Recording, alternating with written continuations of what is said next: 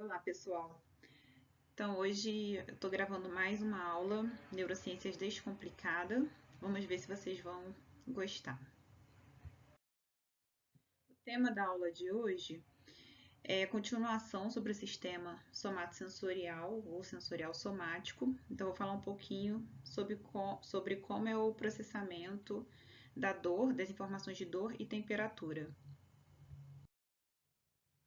Então, num primeiro momento, a gente tem que ter a noção do que significa nocicepção e o que significa dor. Então, eu coloquei aqui nocicepção, atividade induzida por estímulos nocivos, alerta o corpo acerca do possível perigo de estímulos nocivos.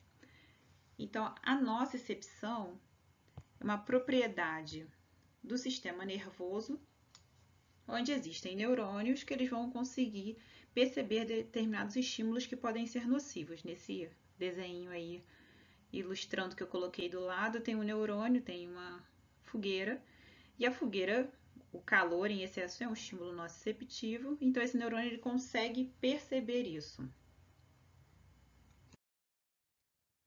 Agora, a dor já é um processo a nível central, então é percepção, é a parte cognitiva. Então é experiência emocional, desagradável, subjetiva.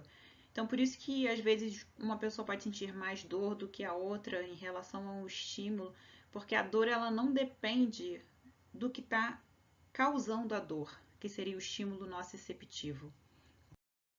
E aqui por último eu coloquei que a atividade nociceptiva, ela causa dor. Então, sempre que tiver algum estímulo nociceptivo, um corte, um machucado, uma topada com o dedo, uma temperatura extrema, isso é um estímulo nociceptivo e vai causar dor. A parte cognitiva, a percepção daquele estímulo, a dor. Mas a dor, ela também pode ser causada independente desse processo. E aqui eu coloquei como exemplo a dor neuropática. Então, tem pessoas que, por exemplo, pode sofrer uma amputação de um membro, e daí você tinha um nervo, alguns nervos, né, sendo responsáveis por aquele membro, o membro já não existe mais. Aí pode ter toda uma reconfiguração do sistema nervoso que representava aquele membro e tinha também neurônios que percebiam estímulos nociceptivos nesse membro, que eles vão perder a função. E nesse remodelamento, nessa plasticidade neuronal, pode ser que a pessoa passe a sentir dor num membro que não existe mais. Então, essa dor neuropática é uma dor que ela tem origem no sistema nervoso central. A pessoa não tem nenhum estímulo de nocicepção, mas ela pode ter a sensação de que tem dor, por exemplo, nesse membro que não existe mais, que foi amputado. Bom, aqui eu coloquei o que são os nociceptores. Então, os nociceptores, eles vão responder a estímulos nocivos, e aí esses estímulos nocivos vão ser interpretados como dor pelo cérebro. Esses neurônios, como eu tinha mostrado numa outra aula, comparando os tipos de fibras que existem, né, entre os diferentes tipos de neurônio sensitivo, os neurônios que conduzem informação de dor, assim como de temperatura, eles possuem axônios de terminação livre, pode ter mielina, como eu coloquei nesse exemplo, as fibras do tipo A delta, ou podem não ter mielina, fibras do tipo C. E em ambos os casos, o axônio tem um diâmetro bem pequeno. Então, com isso, a velocidade de condução das fibras de dores, temperatura, ela é muito menor, por exemplo, comparado a um neurônio de propriocepção.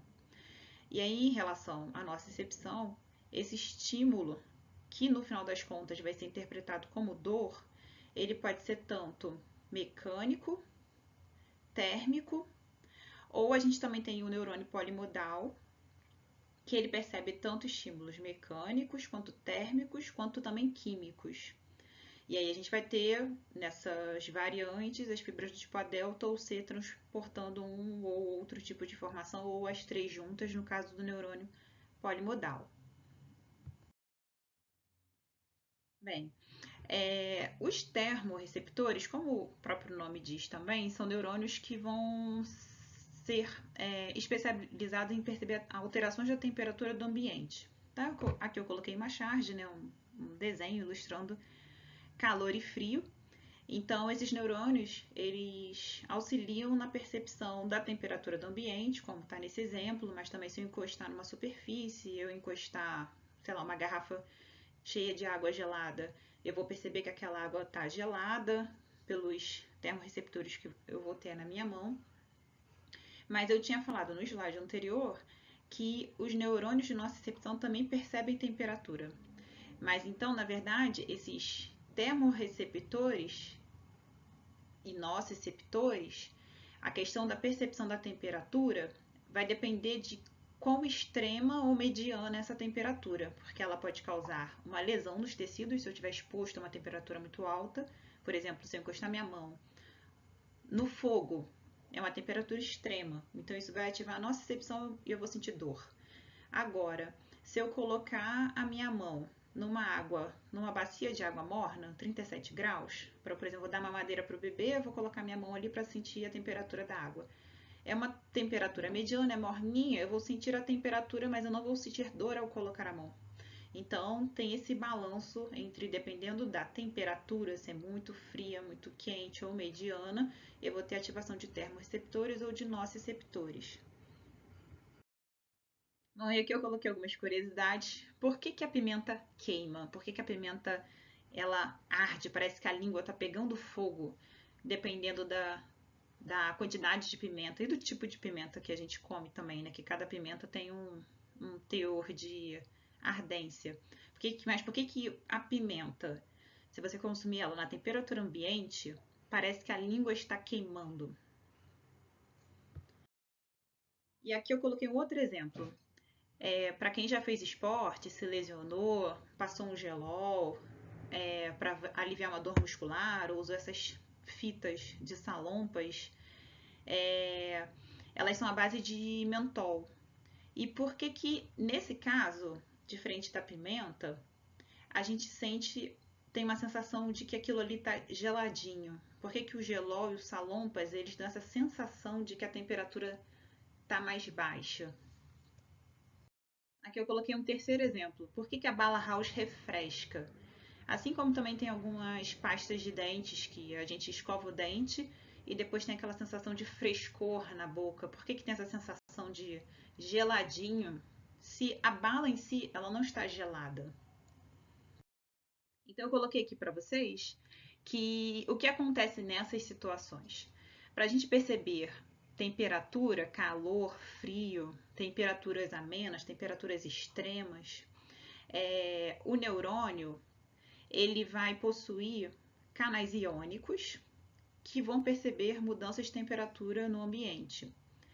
E esse canal iônico ele é chamado de receptor de potencial transitório, e a sigla dele é TRP, que é uma sigla do inglês. Então, esses receptores de potencial transitório, quando eles são ativados pela temperatura, e aí cada receptor vai ser específico por uma determinada faixa de temperatura, eles vão se abrir e permitir a passagem de íons. Nesse exemplo que eu estou mostrando aqui, ele se abre, permite a passagem de sódio, e isso vai levar à despolarização da membrana do neurônio. E aí, com isso, o neurônio vai gerar um potencial de ação. E em relação a esses receptores de potencial transitório, que percebem frio e calor, existem 6 tipos que estão ilustrados aqui à direita.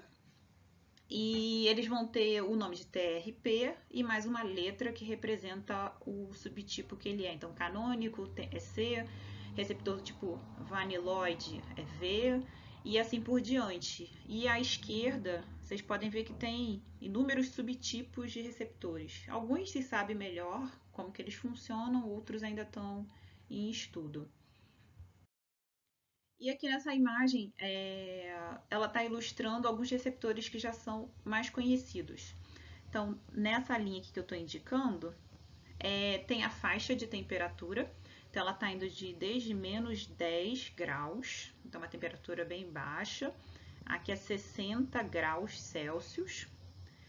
E aqui embaixo, sensação, a gente tem a sensação desde um frio que queima, que dependendo do frio, muito gelado, ele dá essa sensação de que está queimando de tanto frio, né?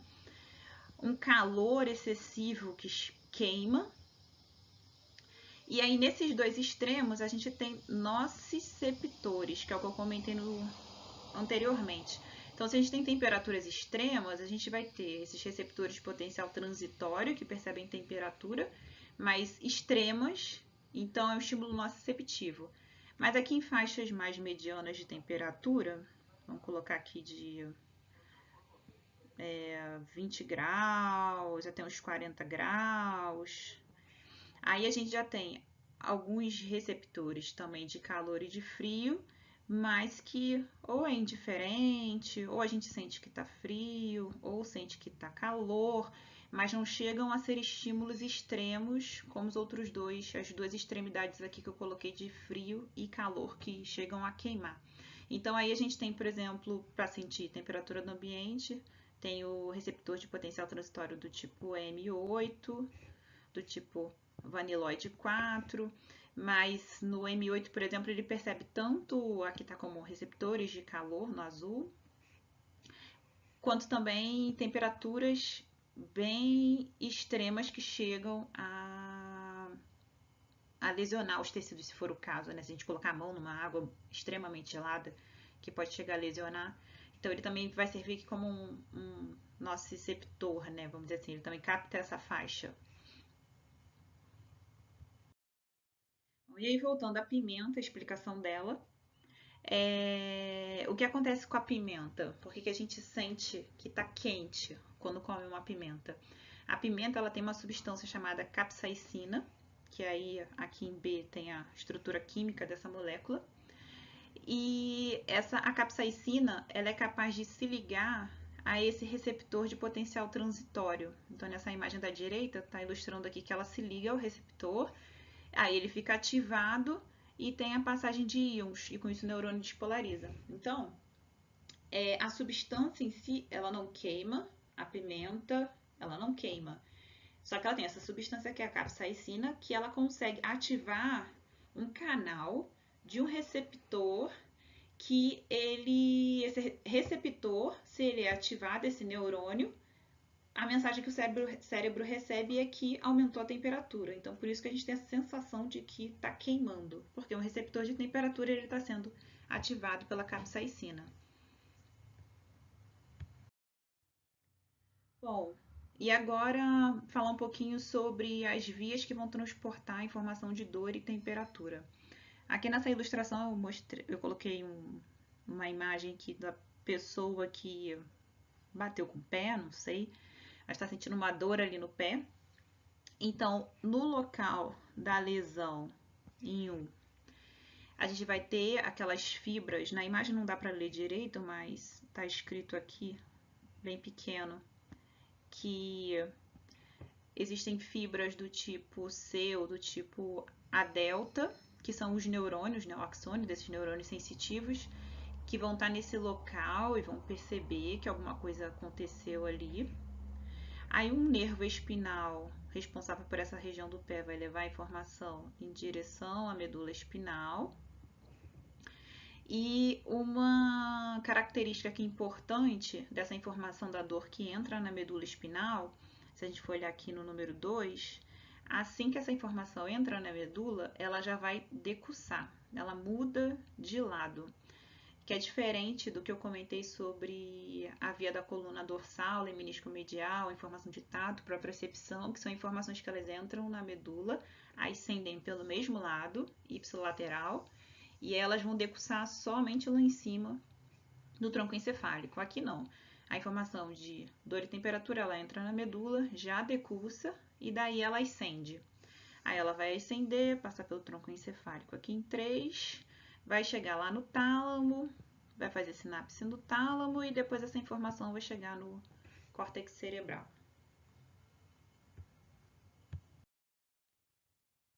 Bom, aqui é uma outra imagem representando a mesma coisa, né? Mas de uma outra forma. Então, nesse exemplo aqui tem um prego, a pele, um prego aqui perfurando a pele. E aí vai ter um neurônio de nocicepção que vai perceber esse estímulo, né, nocivo aqui na pele, e aí essa informação vai em direção à medula espinal. Na medula espinal, esse neurônio que está levando essa informação, esse neurônio nociceptivo, ele vai entrar na medula pelo corno dorsal e aí vai ter um neurônio aqui na medula de segunda ordem, que essa informação já decursa e vai ascender em direção ao córtex cerebral. E essa informação que está subindo, ela vai ser transportada pela via espinotalâmica. Bom, e nessa entrada, então, na medula, tem duas características importantes. Aqui nessa imagem de cima, na letra A, ela está mostrando a informação entrando na medula espinal. Assim que entra na medula espinal, esses neurônios, eles vão se ramificar. Então, eles vão ter colaterais que vão ascender e descender para fazer sinapse com neurônios de segunda ordem em outros segmentos da medula espinal próximos àquele. E isso é importante porque, por exemplo, se eu piso num prego, o pisar no prego vai causar um reflexo que é o tirar imediatamente o membro desse prego, porque é um estímulo nocivo e está machucando meu pé, pode causando uma lesão, pode inflamar. Então é um reflexo que já existe no sistema nervoso.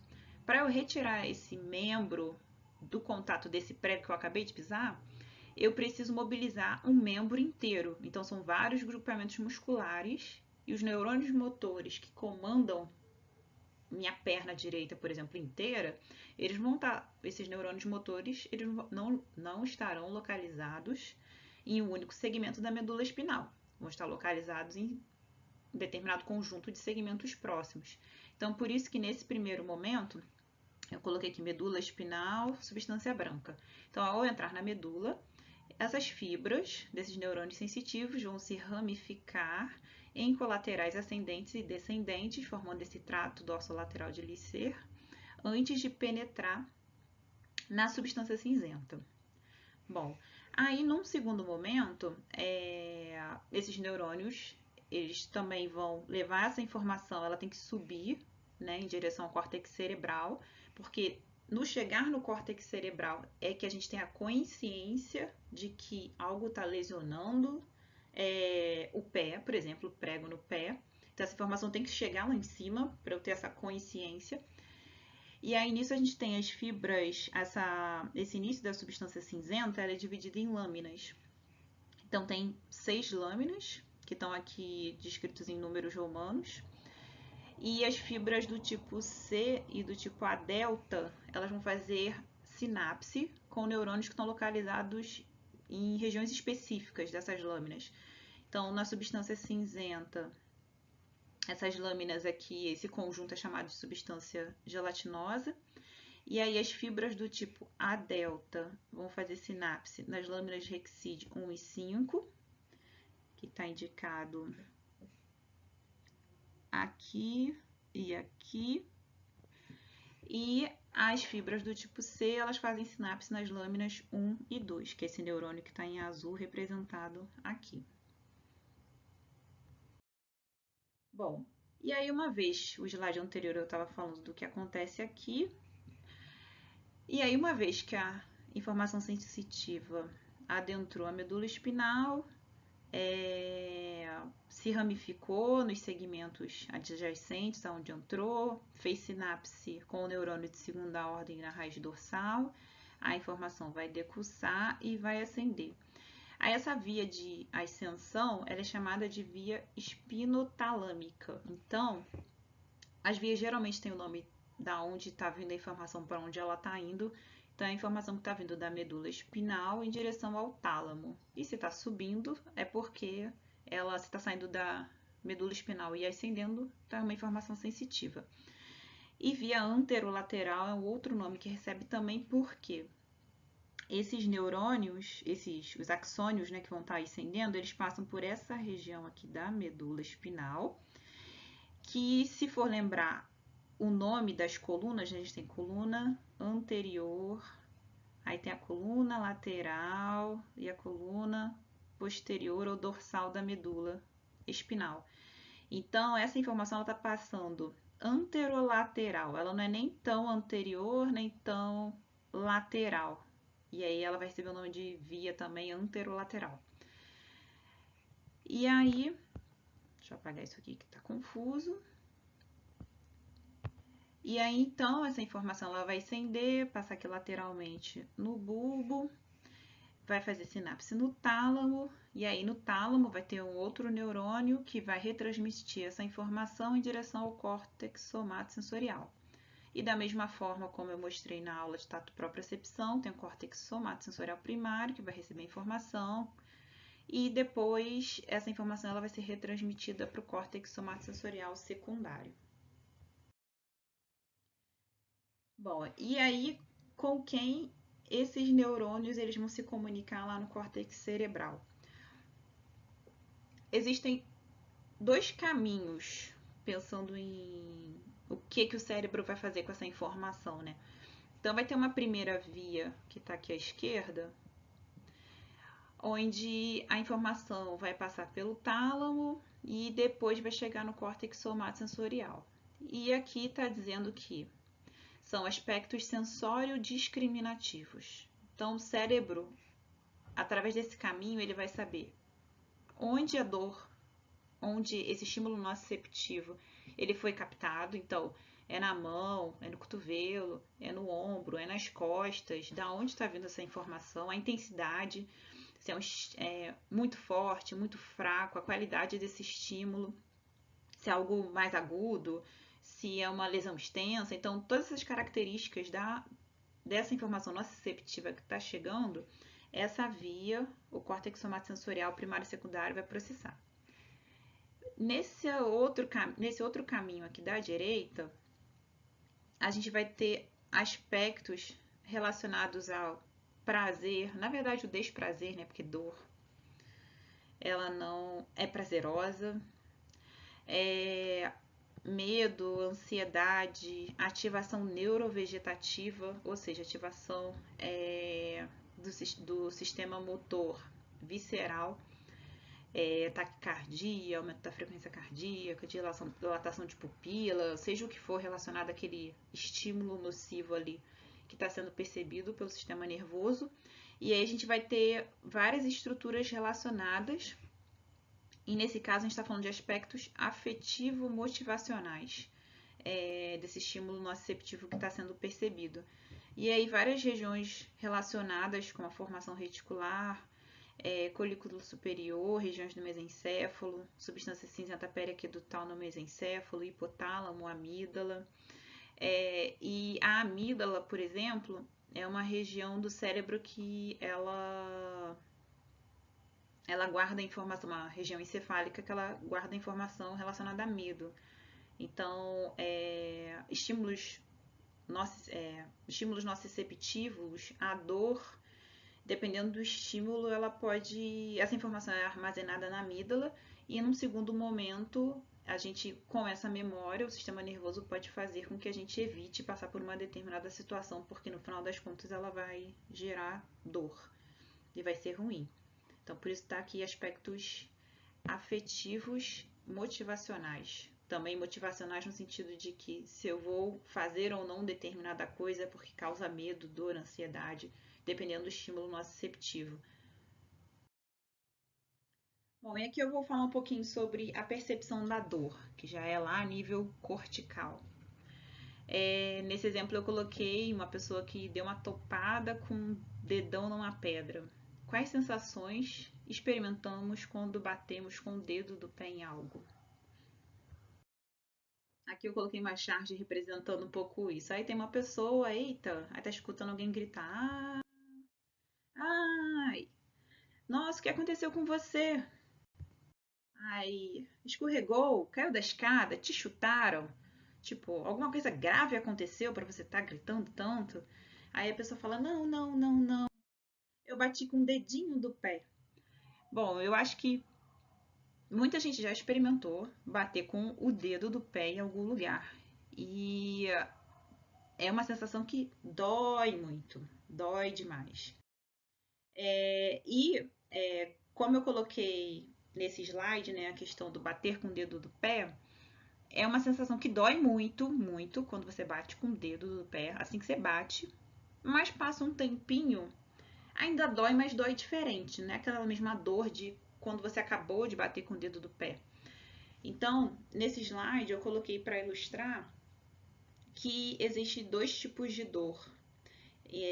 Na verdade, que são geradas, né, por causa dessas diferenças entre as fibras que estão transportando a informação da dor.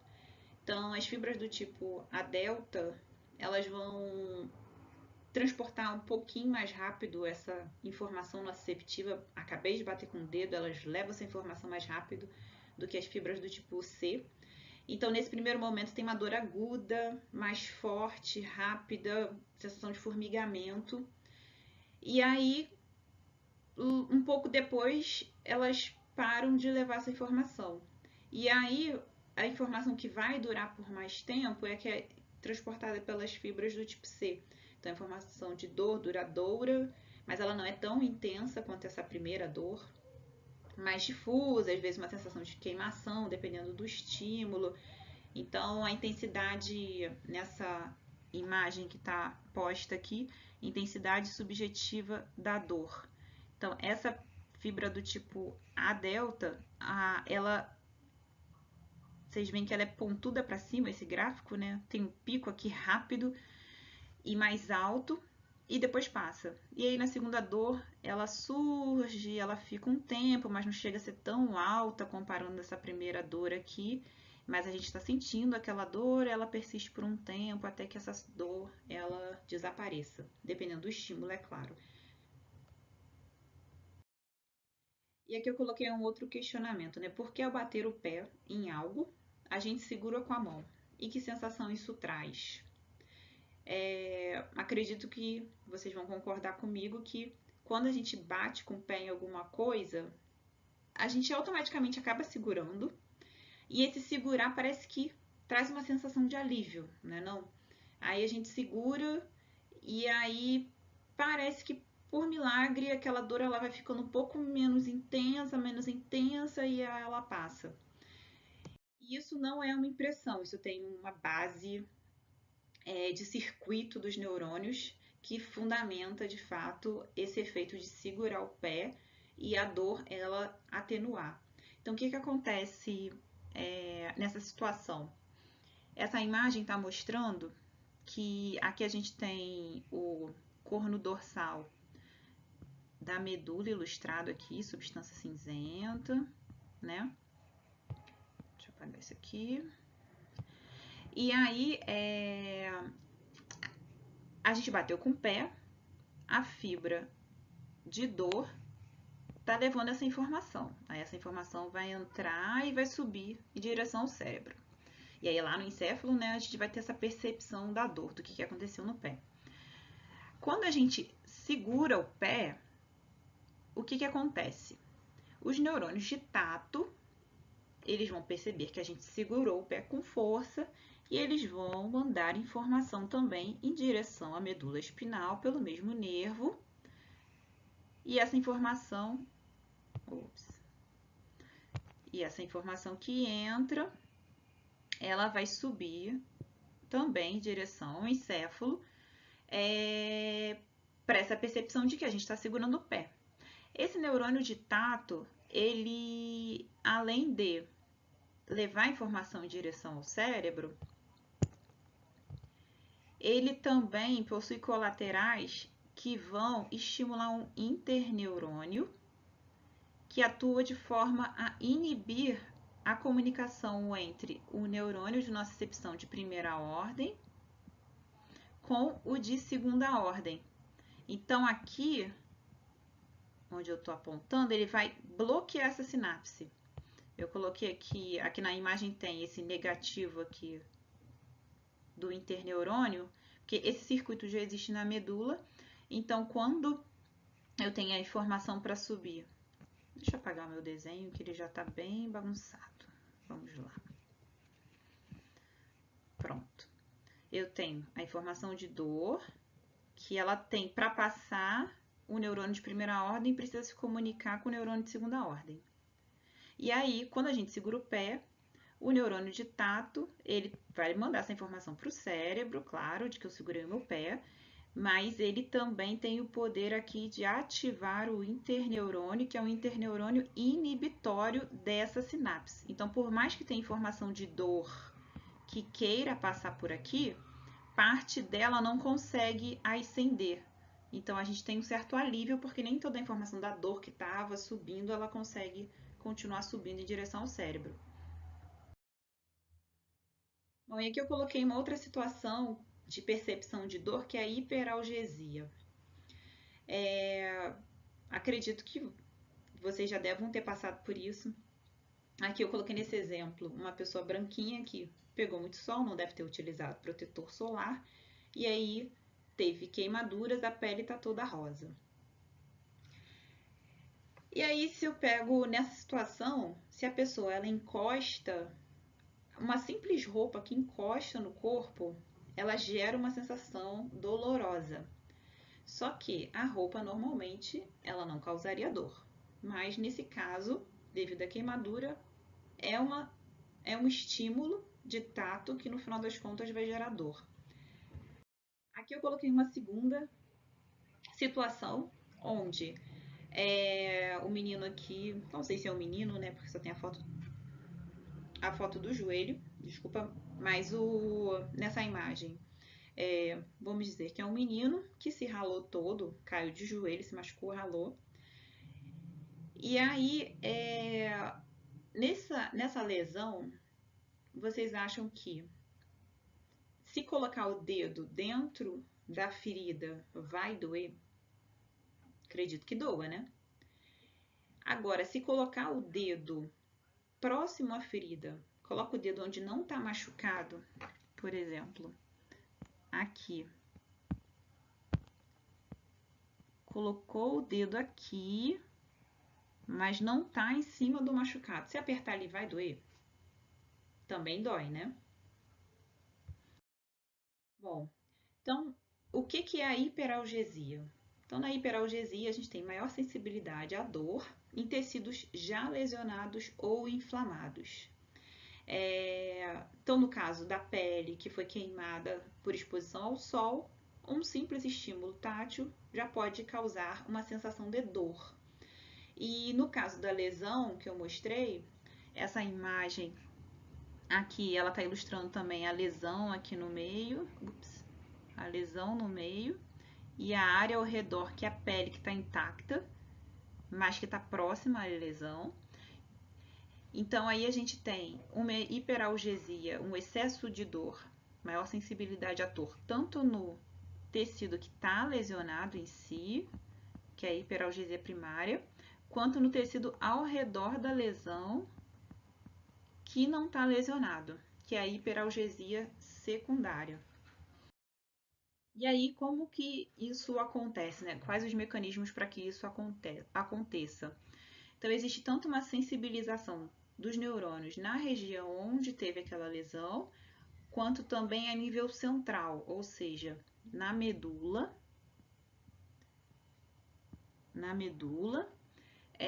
na sinapse entre o neurônio de primeira ordem com o neurônio de segunda ordem.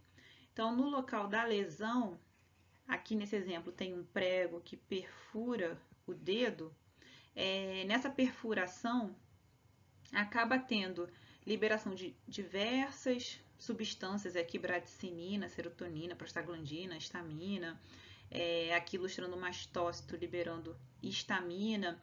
E essas substâncias, elas vão fazer com que esse neurônio que está no local da lesão, o seu limiar de ativação seja reduzido. Então, vamos dizer que ele tinha um limiar de ativação de menos 50, menos 70 milivolt. Desculpa. Potencial de repouso menos 70, limiar de ativação menos 50. E aí, com essa sensibilização, o limiar de ativação dele fica estar mais próximo do valor do potencial de repouso. Então, não precisa de um estímulo muito grande, a membrana desse neurônio ele já vai ser despolarizada. E a nível central, esses neurônios aqui que estão na medula, o de segunda ordem, no momento da lesão, eles recebem um grande estímulo aqui, a partir dos neurônios de primeira ordem que estão no sítio da lesão. Eles vão sinalizar muito para esse neurônio de segunda ordem da medula. E aí também ele tem uma redução desse limiar de ativação, aumentando assim a sua excitabilidade. Então, qualquer estímulo, um estímulo mais sutil comparado ao que de fato ativaria ele, é capaz de ativar e aí uma informação de nocicepção ser levada em direção ao sistema nervoso central. Bom, aqui eu coloquei uma outra questão sobre a dor. Pra vocês verem que a dor tem várias nuances, né?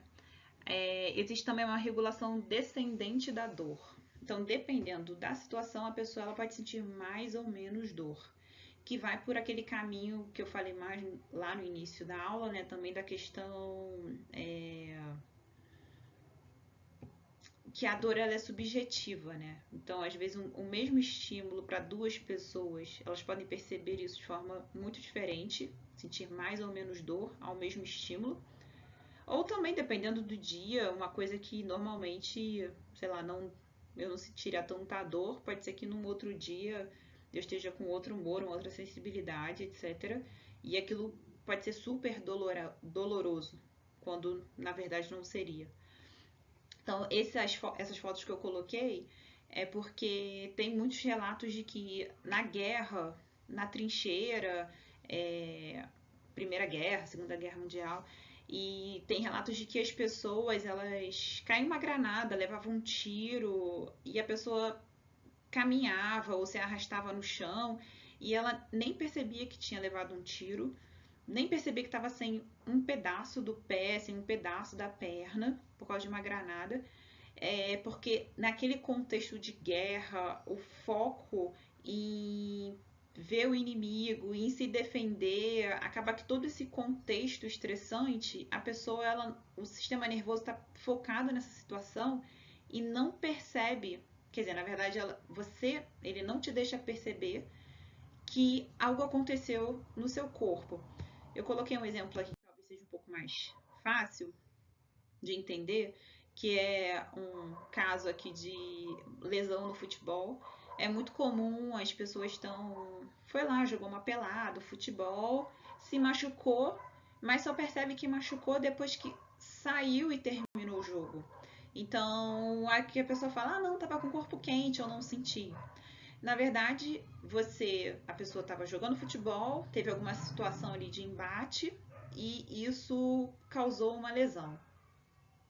Nesse momento, teve um estímulo nociceptivo que está indo em direção ao cérebro. O cérebro é que está negligenciando essa informação e a gente não percebe ela de forma tão extrema assim.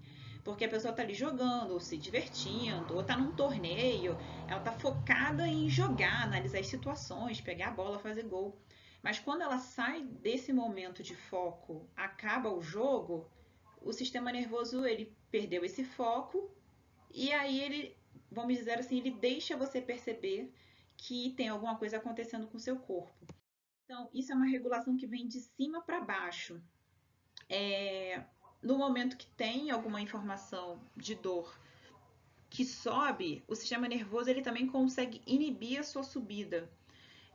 Aqui tem um exemplo de uma via descendente de controle da dor, onde no mesencéfalo tem neurônios na substância cinzenta periaquedutal, que eles descem, aí faz sinapse no núcleo da ráfia, vai ter um outro neurônio aqui que continua trazendo essa informação inibitória. E aí ele vai fazer sinapse com um neurônio de segunda ordem, vai inibir que o neurônio de primeira ordem se comunique com o neurônio de segunda ordem que levaria essa informação em direção ao cérebro. Aqui nessa imagem está melhor ilustrado isso. Então, vamos dizer, naquela imagem que eu coloquei do pé virado, que o outro jogador pisou no pé. Teria uma informação aqui subindo de nocicepção, para que aí no cérebro a pessoa tenha consciência de que algo aconteceu no pé. aquela trombada ali junto, o cara pisou no meu pé, causou algo um pouco mais sério. Só que nessa via de controle descendente da dor, esse neurônio que está inibitório, essa via inibitória que está descendo, ela vai também ativar esse interneurônio inibitório, e esse interneurônio inibitório vai atuar nessa sinapse de forma também a inibir parte ou totalmente, né, dependendo do caso, essa informação que deveria subir.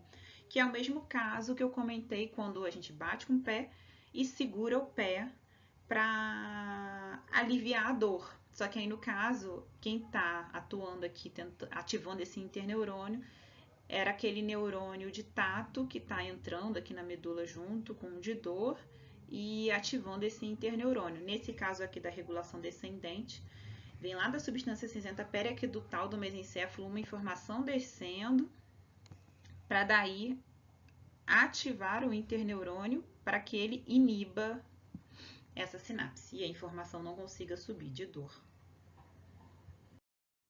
Bom, e agora para finalizar, eu coloquei um exemplo de uma doença que é o diabetes, que o diabetes, a glicose elevada no sangue cronicamente ao longo de anos, ela causa lesão nos nervos e aí essa lesão nos nervos decorrente do diabetes é denominada neuropatia diabética.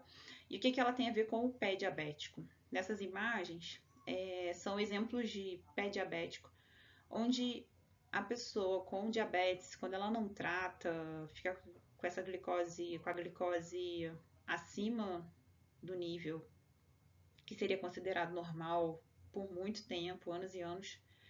Isso causa tanto problema na circulação de sangue quanto da inervação, principalmente das extremidades. E aí, com isso, a deficiência de circulação de sangue, que também a glicose elevada no sangue vai causar lesão nas artérias e vai diminuir a circulação de sangue. E aí, com isso, começa a ter necrose do tecido. E isso acontece principalmente nas extremidades e é muito comum ver no pé essa situação. E aí vai tendo, com isso, a amputação dos membros, né, do diabetes. Mas aí o que a gente tem nesse pé diabético, né? Na neuropatia periférica devido ao diabetes, essa imagem aqui está mostrando à esquerda nervos e vasos sanguíneos saudáveis. Então você vai ter o nervo, essa estrutura toda aqui. Ele tem algumas células aqui no meio que fazem a manutenção dos axônios, vasos sanguíneos que vão estar irrigando esse nervo, tudo funcionando muito bem. No caso do diabetes, você vai ter vasos sanguíneos que foram lesionados, estão danificados, não estão funcionando bem por causa da glicose elevada. E aí esses vasos sanguíneos, eles não vão fazer a manutenção dos nervos, assim como dos tecidos também. E aí, os nervos, essas terminações nervosas que estariam aqui responsáveis pela ponta, pelos dedos, por exemplo, esses nervos eles vão parar de sentir partes dos dedos ou o dedo inteiro. E aí a pessoa no seu dia a dia, ela tá usando um sapato, aí o sapato fez um pequeno machucadinho. Ou pode ter só dado uma pequena topada com o dedo, ou cortou a unha e machucou um pouquinho a beirada do dedo. Uma pequena lesão, não é nada significativo para uma pessoa que é normal. E aí essa pequena lesão, a pessoa ela não vai sentir. E o pé negligenciado, ninguém presta atenção no pé, é uma pequena lesão que a pessoa não vai perceber que está lesionado e por ela não perceber, ela não vai cuidar. E por ela não ter vasos sanguíneos que cheguem direito naquela região, essa lesão ela também não vai cicatrizar. E aí, com o tempo, não sentir junto a não cicatrizar direito, essa lesão ela vai aumentando em tamanho e aí o pé ele pode chegar primeiro uma necrose de um dedo, de outro, aí amputa os dedos, amputa o pé e pode chegar num extremo de amputar a perna, dependendo do controle que a pessoa faz, né, do cuidado que ela tem com a sua doença, no controle dos níveis de glicose no sangue. Bom, em suma, era isso que eu queria falar um pouco nessa aula sobre dor e temperatura. E é isso, pessoal. Espero que tenha sido uma aula proveitosa.